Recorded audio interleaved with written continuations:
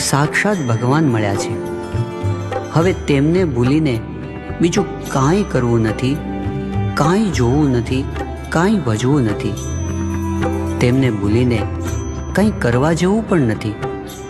આ પ્રાપ્તિની વાત મોઢેથી કહેવાય એવી નથી, સમજાય એવી નથી.